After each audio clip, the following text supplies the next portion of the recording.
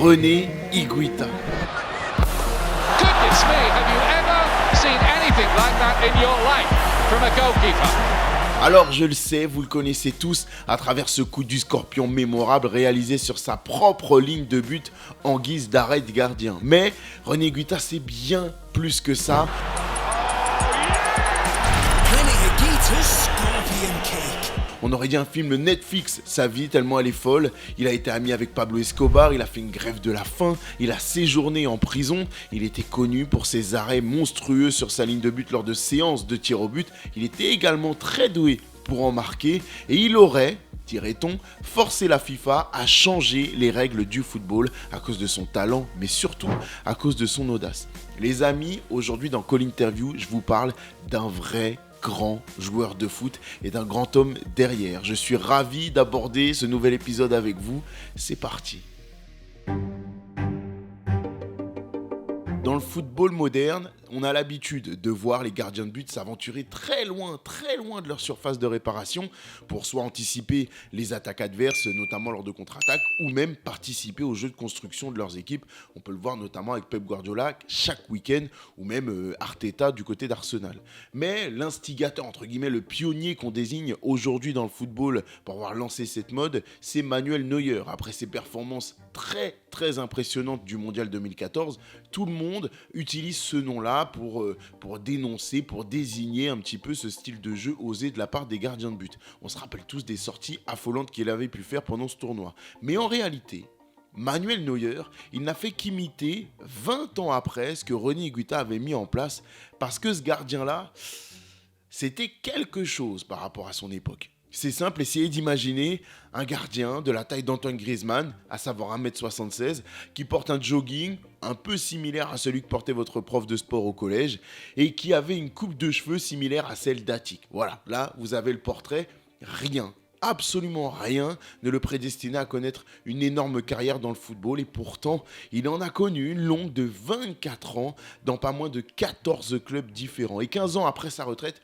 on continue encore de parler de lui. José René Higuita Zapata est né en 1966 du côté de Medellín, une des villes les plus dangereuses de Colombie. Et pour tous ceux qui ont regardé Narcos, vous savez que c'est la ville d'où vient un certain Pablo Escobar. Mais ce petit détail, les amis, on va le garder pour un tout petit peu plus tard dans cette vidéo. Son père l'a abandonné dès sa naissance, ce qui fait que nous connaissons René Higuita sous ce nom. Il va choisir ses deuxième et troisième prénoms comme patronyme afin de s'éloigner au maximum de l'héritage laissé par son paternel. Malheureusement, quelques années plus tard, c'est au tour de sa mère de l'abandonner, mais malgré elle, elle va mourir et laisser donc sa grand-mère s'occuper du gamin. Et ça, c'est aussi très difficile à porter. La vieille dame, elle va tout faire pour essayer d'éloigner Higuita de la vie de la rue, de la Castilla, comme on dit là-bas, parce qu'elle sait tout ce que cela peut engendrer. Et comme il le dit très bien dans un documentaire Netflix, la Castilla, beaucoup y naissent, mais très peu y sont élevés. D'ailleurs, malgré le fait qu'elle essaye de le placer notamment chez les scouts,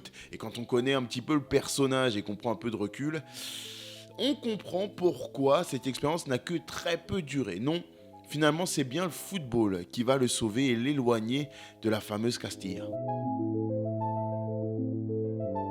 À la base, pour tout vous dire, René, c'est pas du tout un gardien de but. Non, c'est un attaquant, ce qui peut expliquer notamment son adresse balle au pied et sa puissance de frappe. Et son histoire dans les buts, elle commence par un coup du sort, à la classique, un peu comme Olivier Giroud avec Mike Maignan.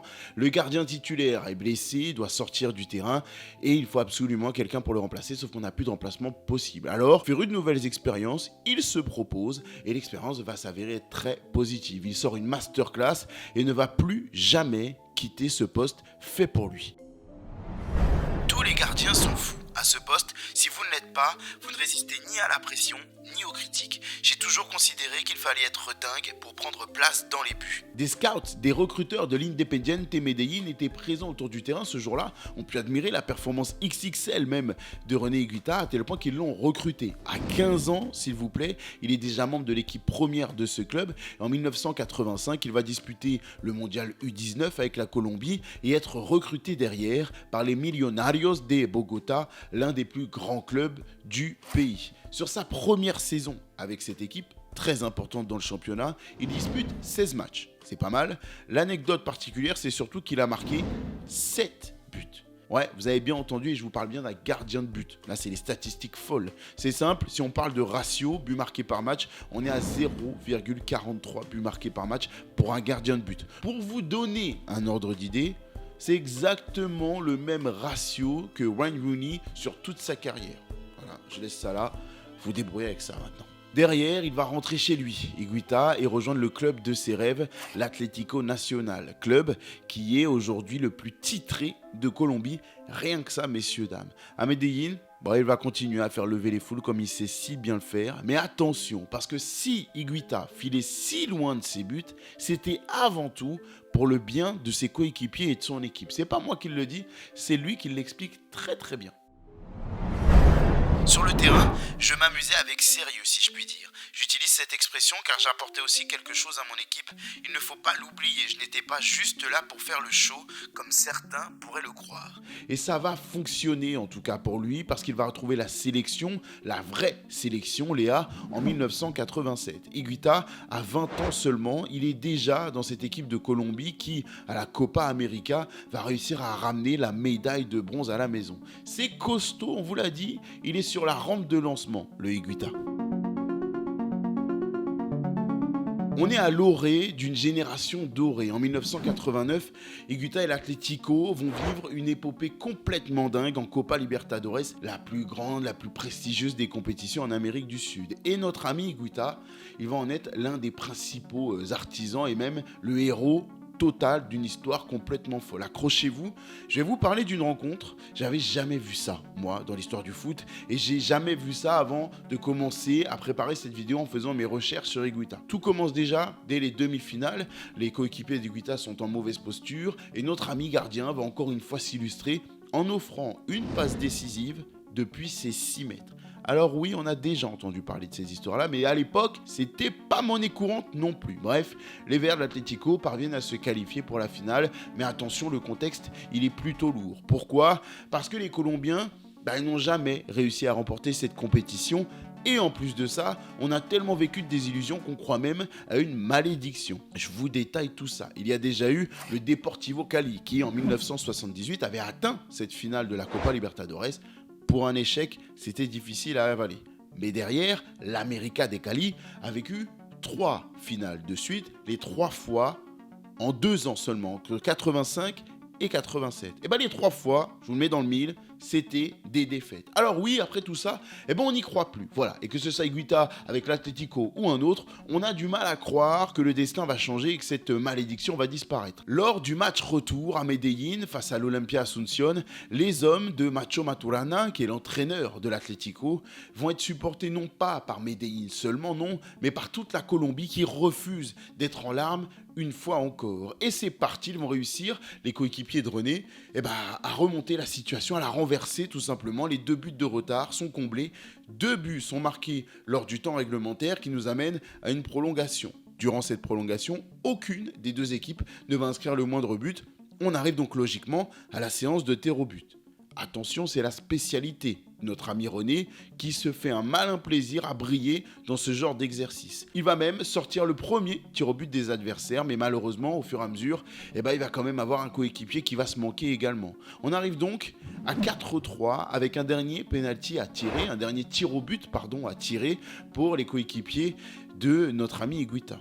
Et c'est simple, s'il est marqué, on continue. S'il est raté, ça y est, la Colombie va être en larmes encore. Higuita, il va prendre ses responsabilités, remonter son short et il va s'élancer. D'une frappe surpuissante en plein milieu, il va tromper le gardien adverse et la séance de tir au but peut continuer. Attention, il est déjà un peu le héros. Il en a déjà sorti un et il a marqué le tir au but de la mort.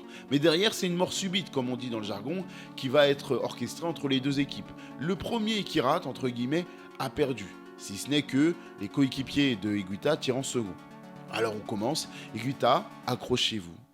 Il va sortir 3 pénaltys de suite. 3 tirs au but vont être repoussés par le gardien, sauf qu'à chaque fois, ses coéquipiers vont se manquer derrière.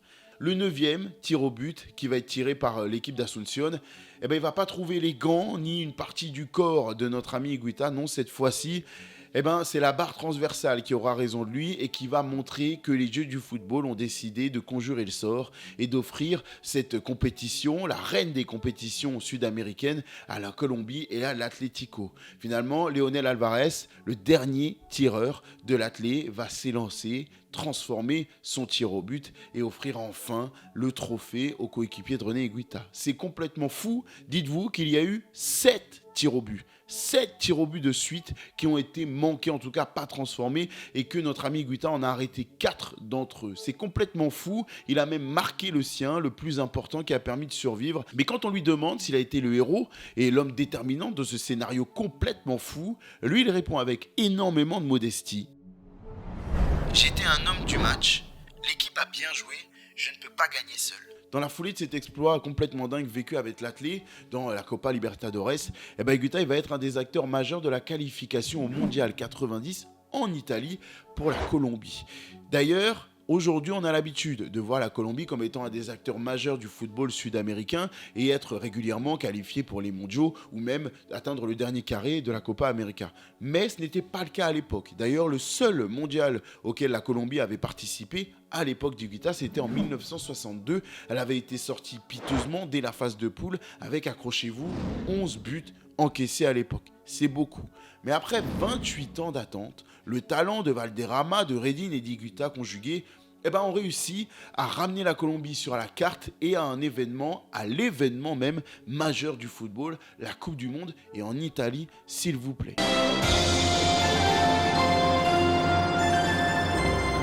Accrochez-vous, en Colombie, oui, on fait du bon café, mais on sait aussi faire du bon foot. La tricolore est la sensation de ce tournoi italien qui, par son football léché et surtout très offensif, va dénoter au cours d'un des mondiaux les plus tristes, les plus ternes de l'histoire. Il y a d'abord eu cette victoire face aux Émirats Arabes Unis, puis cette défaite face à la Yougoslavie, malgré encore une fois un pénalty arrêté par ce monstre de René. Tout va donc se jouer face à l'Allemagne. L'Allemagne qui est la future gagnante de cette compétition. Et au moment d'arriver dans le couloir, les Colombiens, ils sont vraiment un tout petit peu impressionnés par la carrure XXL des Matthäus, des Kingsman ou encore des Voller qui vont montrer leur puissance. Mais tout de même, les Colombiens vont tenir le choc. À l'arrivée, ils vont subir un but à la 88e minute, en encaisser un qui fait toujours très mal dans les dernières minutes du temps réglementaire. Mais ils vont réussir à rebondir et à réagir par un autre but marqué cette fois-ci par les Colombiens.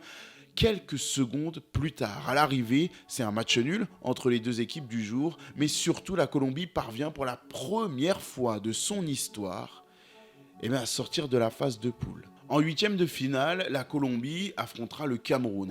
Et malheureusement pour lui, Higuita va vivre l'un des moments les plus embarrassant, triste, frustrant de sa carrière.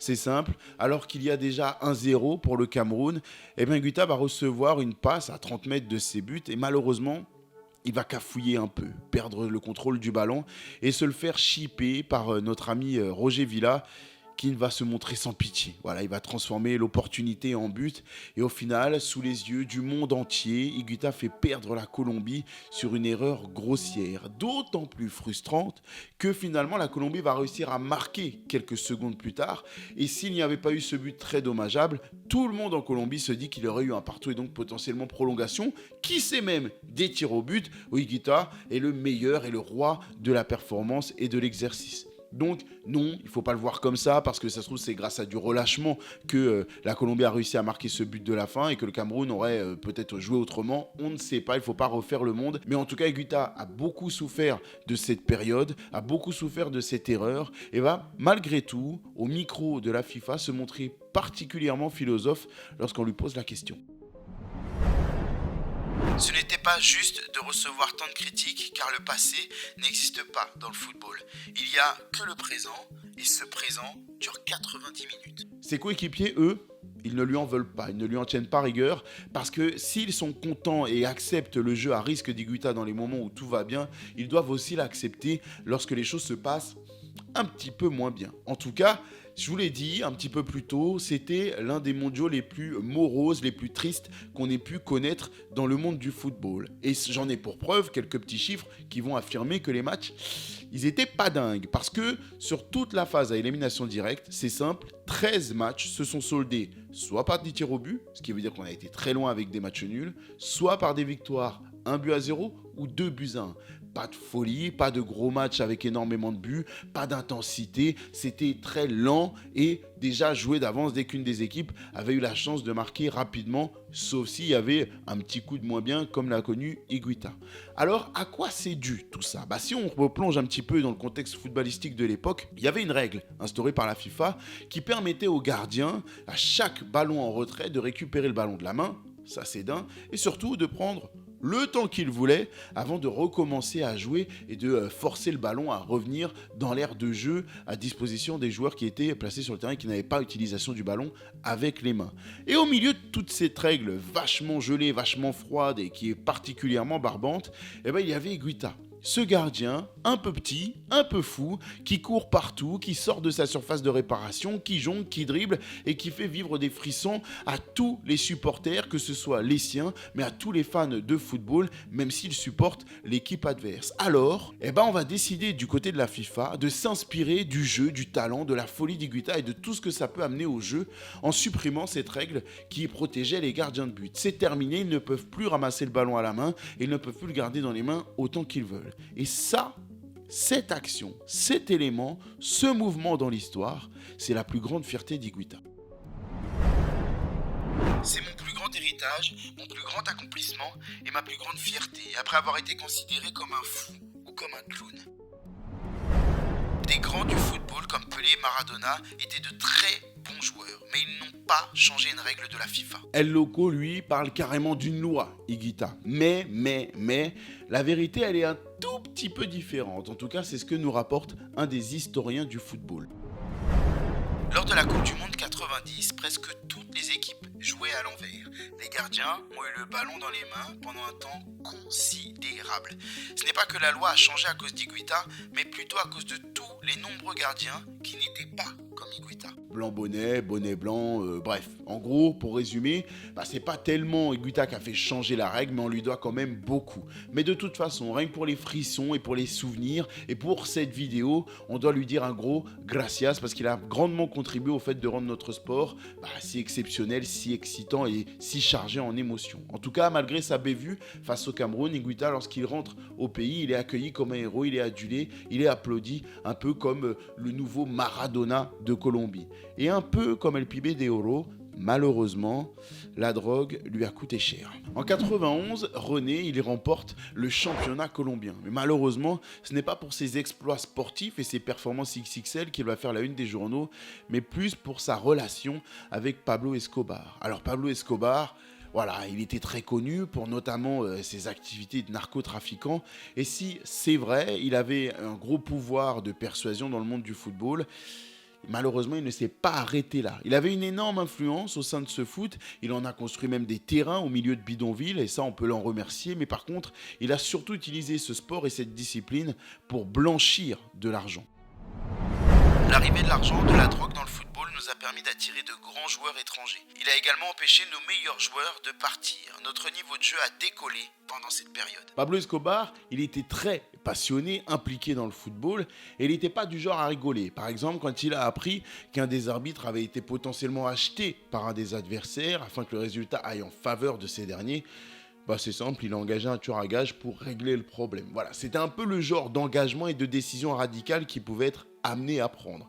Mais pas que ça, il avait aussi de très bonnes relations avec les joueurs qu'il fréquentait très régulièrement et notamment organisait même des soirées où les faisait venir dans son ranch afin qu'ils puissent discuter, passer de bons moments ensemble comme il savait si bien le faire. Mais lors de leurs réunions entre copains, Pablo Escobar, il parlait notamment de composition d'équipe et pourquoi pas même de paris sportifs. Et là, je ne vous parle pas de paris à 10 balles. Voilà, on est plus sur des millions d'euros, des grosses sommes énormes, démentielles même, qui sont misées et qui vont avoir des grosses incidences sur la suite, qu'elles soient positives ou non pour Escobar et les siens. Lorsqu'il a décidé de se rendre, Pablo Escobar a même été en quelque sorte remercié de ne pas s'être extradé du côté des États-Unis, et en guise de remerciement, au lieu de le mettre en prison, dans une prison un peu miteuse comme la majorité des délinquants, on l'a laissé dans une immense maison avec villa qu'on appelait la cathédrale. Et parmi les grands visiteurs, en tout cas les visiteurs les plus réguliers de cette demeure,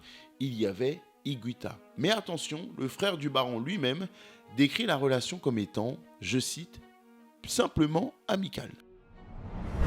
La relation entre Pablo et René était purement amicale. Il n'y avait rien d'étrange ni de bizarre.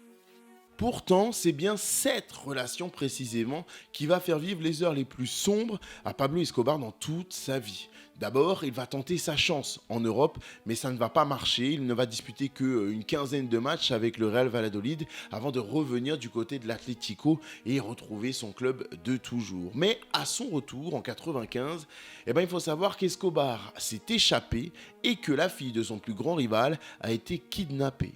Alors, là, vous ne voyez pas forcément lien avec Higuita, mais attendez, ça va aller plus loin. Les criminels en question auraient demandé à ce que ce soit le gardien de l'équipe nationale de Colombie qui fasse l'échange. Non mais imaginez 2 secondes que ce soit le cas avec notre équipe nationale du jour. Imaginez Mike Maignan impliqué dans une telle affaire et lui qui clame son innocence n'ayant absolument rien à voir avec les délinquants en question. Bon. Si on est vraiment réaliste, c'est complètement impossible. La police, elle est persuadée que Higuita, il a des informations précieuses sur Pablo Escobar et elle est prête à tout pour lui faire cracher le morceau. Lui n'en a aucune, mais finalement, alors qu'il n'est qu'un intermédiaire qui n'a absolument rien demandé dans cette affaire, il va être emprisonné, mais surtout interrogé. Et à la dure, à la colombienne.